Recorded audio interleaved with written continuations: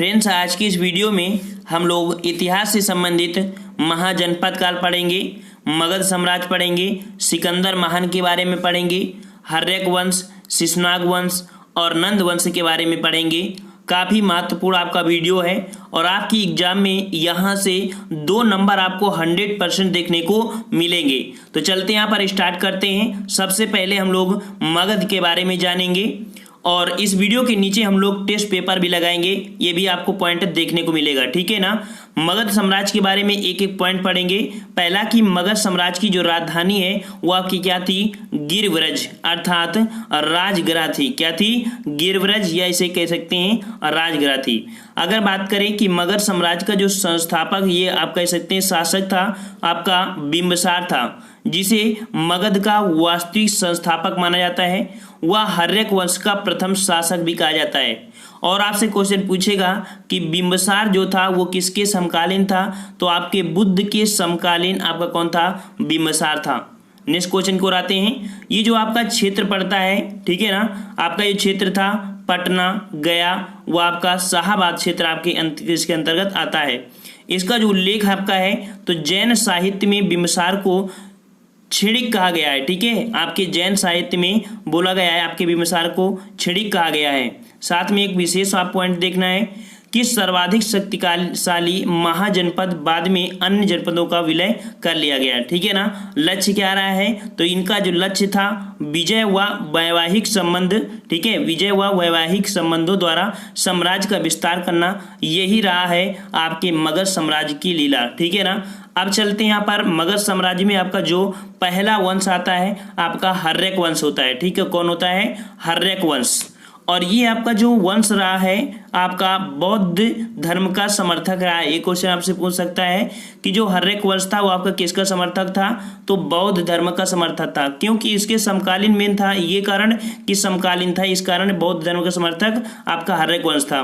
पहला भी हमने अपने संस्थापक पढ़ा कि बिंबिसार, और इसे श्रीडिक भी कहा जाता है, ठीक है। बिंबिसार को श्रीडिक भी कहा जाता है। और यहाँ पर नेक्स्ट पॉइंट आपका है पितृहंता पुत्र, अर्थात कह सकते हैं कि जो अजातशत्रु था उसने अपने पिता बिंबिसार की हत्या कर दिया था।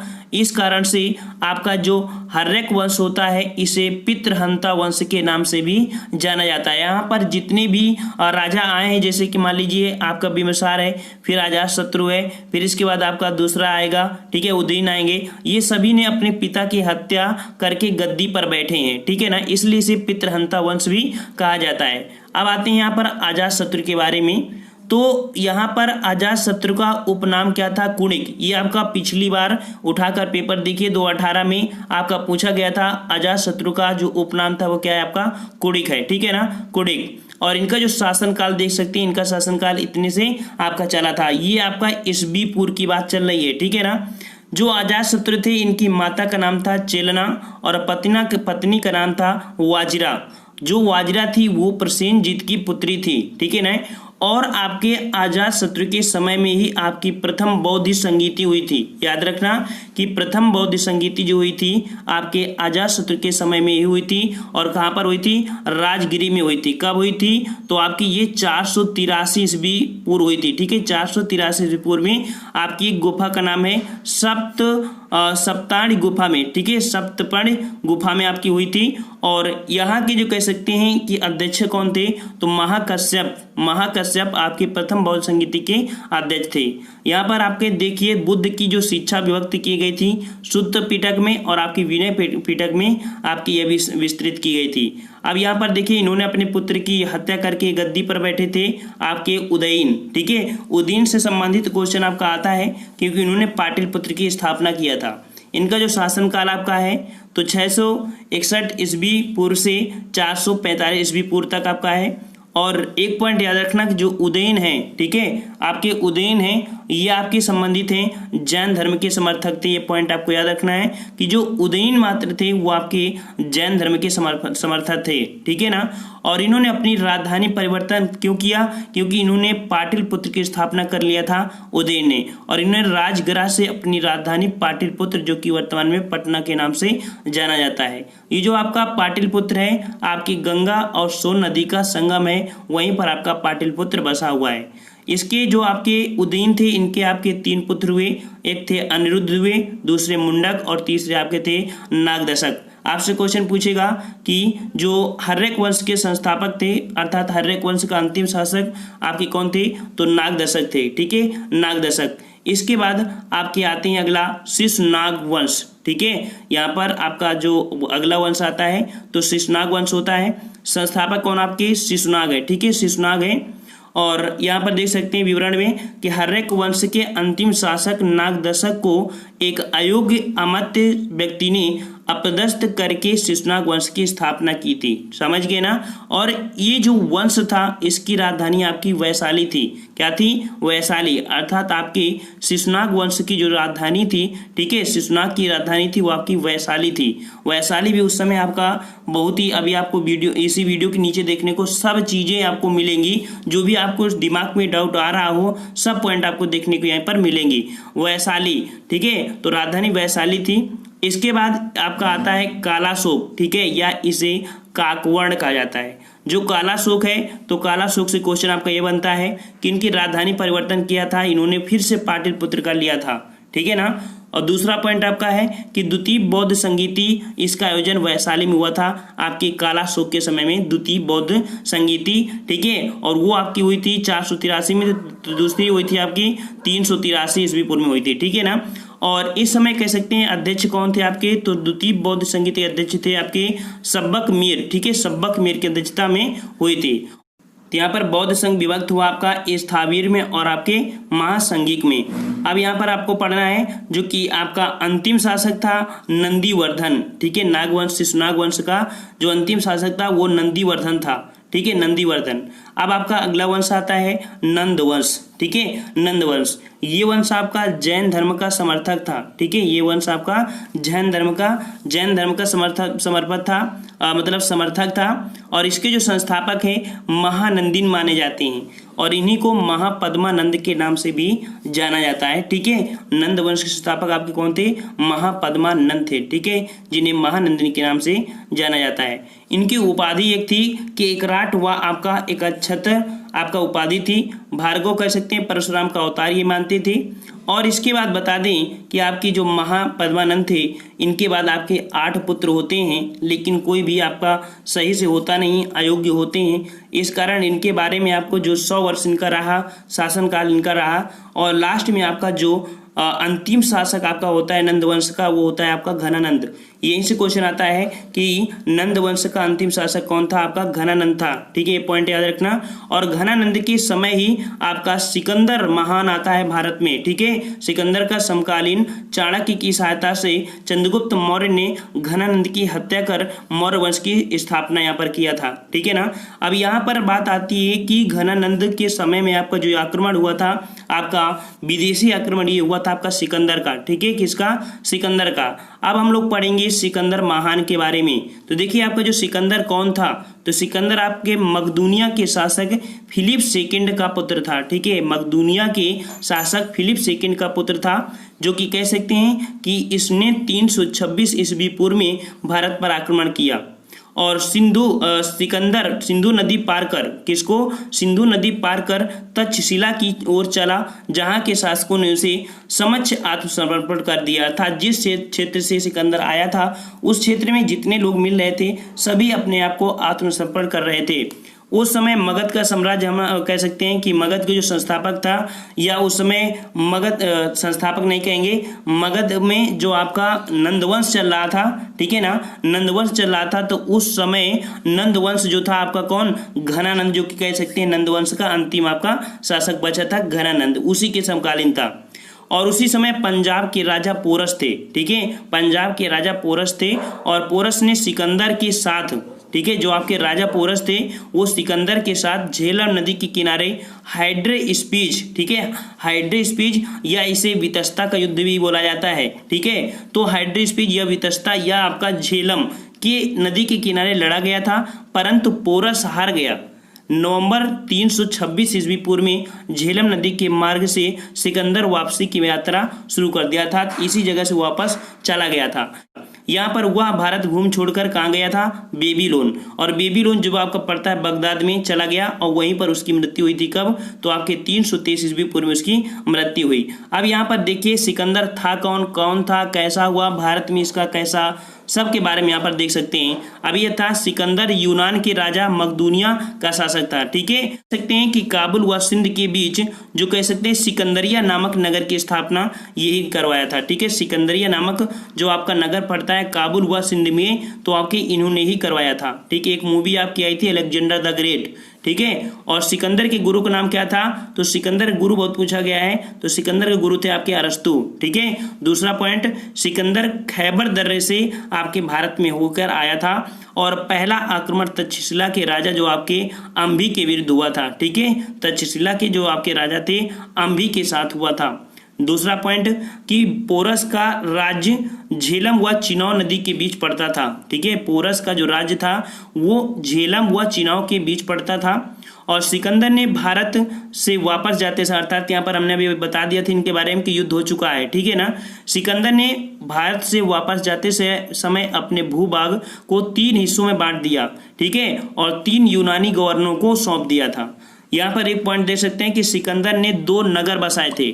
2 नगर थे, एक आपका था बुकाफेला जो कि झेलम नदी किनारे, दूसरा आपका था निकाया बसाया था। 2 आपके थे, पहला आपका 2 देखिए यहाँ पर बुकाफेला जो कि झेलम नदी किनारे, दूसरा आपका निकाया बसाया गया था। पहला नगर उसने अपने घोड़े के नाम पर, क्योंकि उसके घोड़े का नाम था बुकाफेला, उसके नाम पर बसाया था। दूसरा नगर जो पोरस पर विजय की स्मृति पर बसाया था, निकाया। ठीक है, अगला पॉइंट यहाँ पर देख सकते हैं कि वापसी के समय सिकंदर की सेना सिंधु नदी के मुहाने था 2 भागों में, एक जो सिकंदर मुहाने पर आया था, मतलब कह सकते हैं कि वापसी के समय सिकंदर की सेना 2 भागों से विभक्त हुई थी। एक आपकी जो जल थी और जलमार्ग का जो नेतृत्व कर रहा था निर्याकस, मतलब कह सकते हैं कि सिकंदर सेना का जल नायक कौन था, तो आपका निर्याकस था। जो स्थल सेना का था वो आपका क्रेटरेस था। ठीक है ना, अब यहाँ पर देख सकते हैं कि भारतीय भूभाग पर सिकंदर की अंतिम विजय पाटल राज्य के विरुद्ध हुई थी।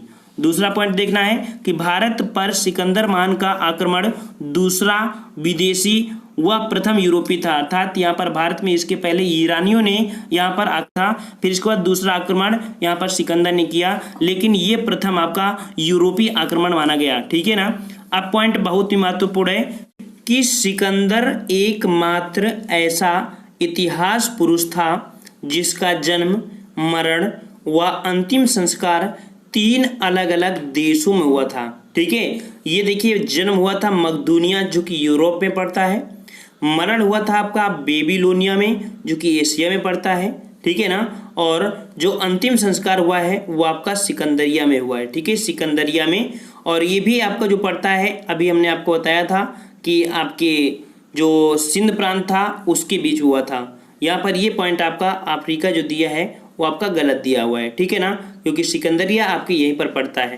तो इस प्रकार के आपके 3 देशों में उसका जन्म वगैरह आपका हुआ था। ठीक है, जन्म, मरण और अंतिम संस्कार।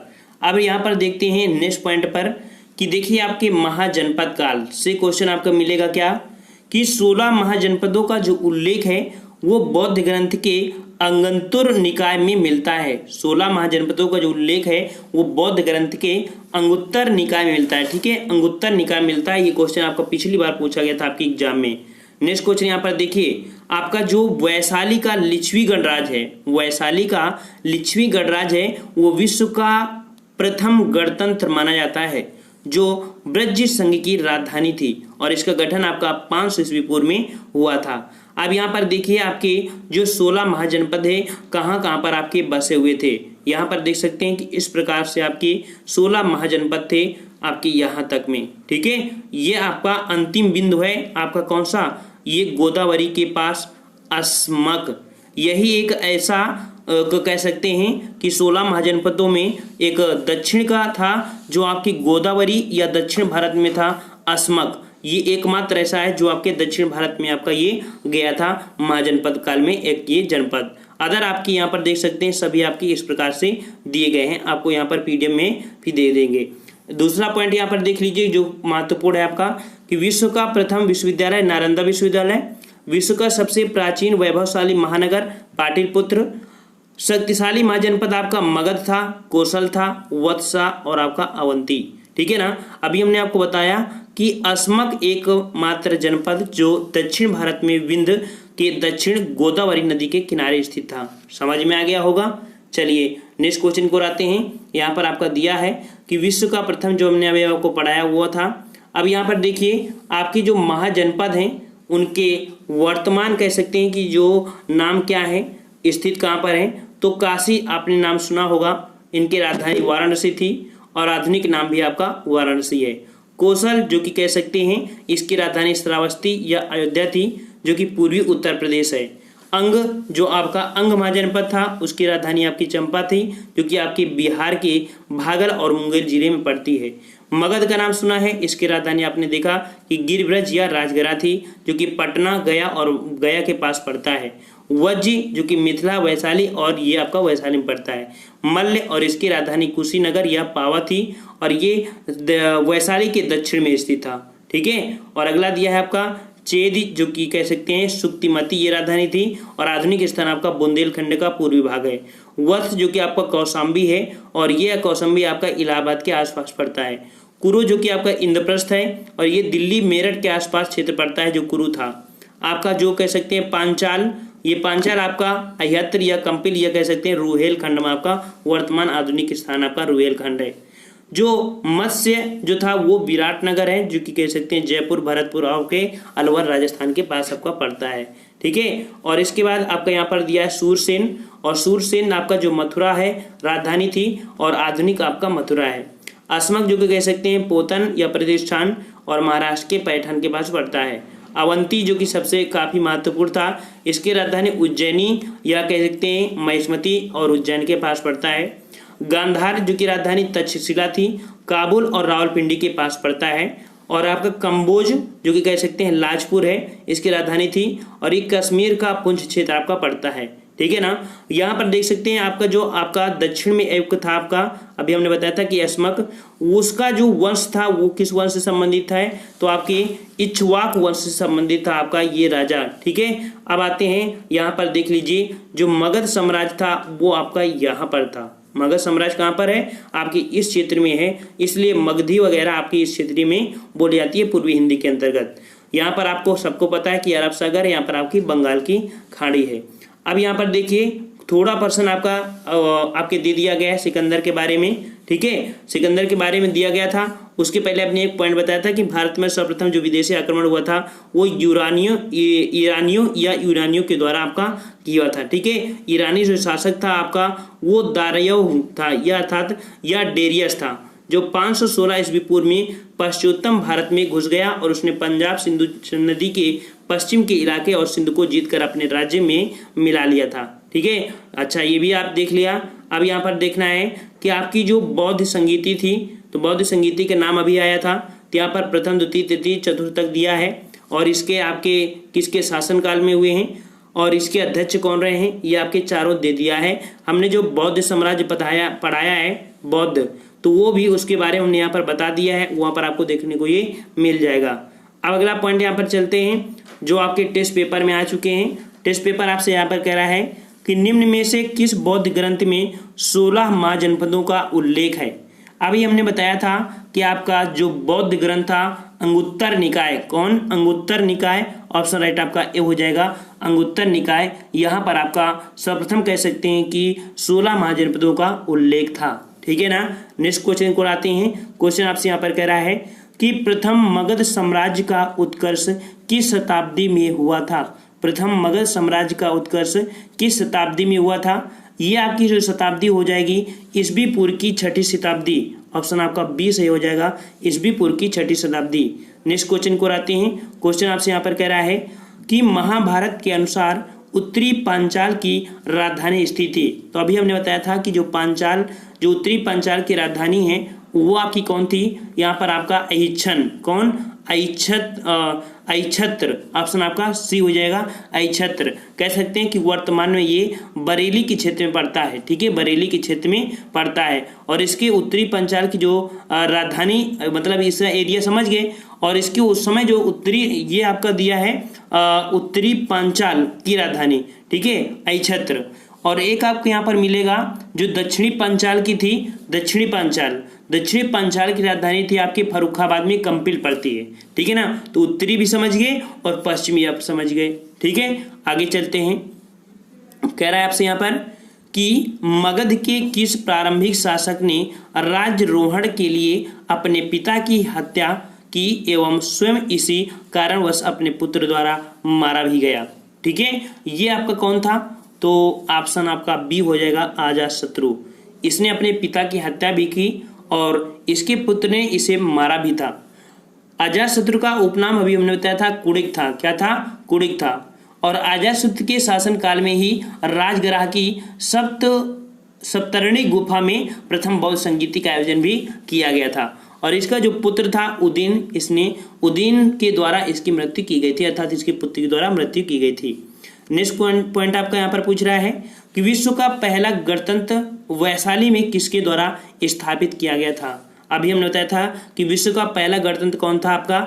यहाँ पर वैशाली। और ये किसके द्वारा स्थापित किया गया था? तो 5 का ऑप्शन राइट आपका डी, अर्थात लिच्छवी के द्वारा ये आपका स्थापित किया गया था। ठीक है ना, वैशाली जो कि बिहार में है और बिहार के लिच्छवी ने विश्व का पहला गणतंत्र स्थापित किया था। ठीक है, जो कि लिच्छवी वज्र संघ में प्रमुख थे। ठीक है, व्रज जी। नेक्स्ट क्वेश्चन को आते हैं। क्वेश्चन आपसे कह रहा है कि प्राचीन श्रावस्ती का नगर विन्यास किस आकृति का था? जो आपका श्रावस्ती है उसका नगर विन्यास किस आकृति का है? यहाँ पर आपको दिया गया है और 6 का ऑप्शन राइट आपका हो जाएगा बी, अर्धचंद्राकार। ठीक है, अर्धचंद्राकार आपका ये था, जो कि कौशल महाजनपद की राजधानी थी आपकी श्रावस्ती। किसकी? आपकी कौशल महाजनपद की राजधानी थी श्रावस्ती। और इसका जो आकार है वो आपका अर्धचंद्राकार था। ठीक है ना, नेक्स्ट क्वेश्चन को आते हैं। क्वेश्चन आपसे यहाँ पर कह रहा है कि मालवा क्षेत्र पर मगध की सत्ता का विस्तार निम्न में से किसके शासन काल में हुआ था? ठीक है, तो मालवा क्षेत्र पर मगध की सत्ता का जो विस्तार हुआ था वो हुआ था आपके ऑप्शन राइट आपका हो जाएगा डी, शिशुनाग के समय हुआ था। पुराणों के अनुसार देखा जाए तो मगध नरेश शिशुनाग ने अवंती नरेश चंड प्रघोत को पराजित किया और अवंती या कह सकते हैं मालवा को मगध साम्राज्य में मिला लिया था। शिशुनाग ने वैशाली को दूसरी राजधानी बनाया और शिशुनाग की मृत्यु के पश्चात उसका पुत्र जो था कालाशोक गद्दी पर बैठा था। ठीक है ना, नेक्स्ट क्वेश्चन को आते हैं। क्वेश्चन आपसे कह रहा है मगध का सम्राट जो अप्रोप परशुराम के नाम से जाना जाता है, ये आपका जो जाना जाता है 8 का ऑप्शन राइट आपका हो जाएगा डी, आपके महापद्मानंद। कौन? महापद्मानंद, जो कि नंद वंश के संस्थापक हैं। और ये पुराणों में आपका जो नाम दिया गया है ये आपको पुराणों में दिया गया है। ठीक है ना, इसे परशुराम का द्वितीय अवतार माना जाता है। ठीक है, और ये क्षत्रियों का नाश करने वाला भी कहा जाता है। ठीक है ना, नेक्स्ट क्वेश्चन को आते हैं। क्वेश्चन आपसे यहाँ पर कह रहा है कि प्रारंभिक गणतंत्र में कौन सा सही नहीं है? प्रारंभिक गणतंत्र में कौन सा नहीं सही है? यहाँ पर प्रारंभिक गणतंत्र में कौन सा नहीं था? कौन सा नहीं था? तो 9 को ऑप्शन राइट आपका सी, अर्थात देखिए आपका योधे ये नहीं था, लेकिन ये आपके दोनों मिलते हैं। ठीक है ना, ये आपका नहीं था। नेक्स्ट क्वेश्चन को आते हैं। क्वेश्चन आपसे यहाँ पर कह रहा है कि मगध की राजधानी कौन सी थी? मगध की राजधानी कौन सी थी? 10 का ऑप्शन राइट आपका सी, गिरिव्रज या राजगरा थी। ठीक है ना, गिरिव्रज या राजगरा थी। देखिए पुराणों के अनुसार देखा जाए तो बृहद्रथ वंश मगध पर शासन करने वाला पहला राजवंश था और इस वंश के प्रथम शासक थे बृहद्रथ। और बृहद्रथ का पुत्र जरासंध था जिसने गिरिव्रज या राजगरा को अपनी राजधानी बनाया और उदयन ने राजगरा से राजधानी आपके पाटलिपुत्र स्थानांतरित किया था। अभी हमने आपको बताया था। ठीक है, कि राजगरा से राजधानी पाटलिपुत्र जो स्थानांतरित किया था वो उदयन ने किया था, लेकिन वहीं पर शिशुनाग ने वैशाली को दूसरी राजधानी बनाया और पुनः कालाशोक ने अपनी राजधानी को पाटलिपुत्र बनाया था। ठीक है, समझ में आ गया होगा। चलते हैं आगे और कह रहा है चेदी वंश का राजा खारवेल, अर्थात जो आपका राजा खारवेल था वो किस क्षेत्र से संबंधित था? और ये आपका चेदी वंश से संबंधित है। और ये किस क्षेत्र से संबंधित है यहाँ पर? तो ऑप्शन राइट आपका 11 का यहाँ पर हो जाएगा कौन सा? ऑप्शन बी कलिंग का था। ठीक है, कलिंग का था। कह सकते हैं कि जो चेद या चेत वंश का जो प्रसिद्ध शासक था खारवेल, वो कलिंग के संबंधित था, जो इस वंश का तृतीय शासक था, जो जैन धर्म की अनुयायी था। और खारवेल के विषय में जो हाथी गुम्फा का अभिलेख है, या कह सकते हैं कि उदयगिरी गुफाओं में साक्ष्य इसके मिलते हैं। ठीक है ना, ये आपका हो जाएगा कलिंग, जो खारवेल आपका उड़ीसा साइड आपका पड़ता है। नेक्स्ट क्वेश्चन आपसे कह रहा है यहाँ पर, शिशुनाग वंश का वह शासक जिसके शासनकाल में वैशाली में द्वितीय बौद्ध संगीति का आयोजन हुआ था। अभी हमने आपको बताया था यहाँ पर। ठीक है ना, तो यहाँ पर ऑप्शन राइट आपका हो जाएगा सी, अर्थात आपके काला शोक के समय हुई थी। आपके जो कह सकते हैं कि शिशुनाग वंश का जो शासक था काला शोक था, और जिसके शासनकाल में वैशाली में द्वितीय बौद्ध संगीति का आयोजन हुआ था। और इसी संगीति जो कह सकते हैं 383 ईस्वी में हुई थी। और नेक्स्ट क्वेश्चन को आते हैं। क्वेश्चन आपसे यहाँ पर कह रहा है, जो कि 13 नंबर है, कि गोदावरी नदी के तट पर स्थित महाजनपद था, और यही आपका जनपद था जो कह सकते हैं दक्षिण भाग में था। ये आपका हो जाएगा अस्मक। कौन? अस्मक। यहाँ पर 13 का ऑप्शन हो जाए अस्मक हो जाएगा। ठीक है ना, जो दक्षिण भारत में नर्मदा तथा गोदावरी नदियों के मध्य स्थित था, और जिसकी राजधानी पैठन या पोतन थी। ठीक है ना, और प्राचीन नाम इसका प्रतिष्ठान के नाम से भी जाना जाता है। नेक्स्ट क्वेश्चन को आते हैं। क्वेश्चन आपसे यहाँ पर कह रहा है कि भारत का कौन सा क्षेत्र प्राचीन काल में अवंतिका के नाम से जाना जाता था। जो आपका प्राचीन नाम काल था उसमें से अवंतिका के नाम से जाना जाता था। किसको? यहाँ पर ऑप्शन राइट 14 का हो जाएगा डी, अर्थात मालवा क्षेत्र जो था वो अवंतिका के नाम से जाना जाता था। ठीक है ना, नेक्स्ट क्वेश्चन को आते हैं। क्वेश्चन आपसे यहाँ पर कह रहा है कि प्रसिद्ध नैमिषारण तीर्थ किस जिले में स्थित है।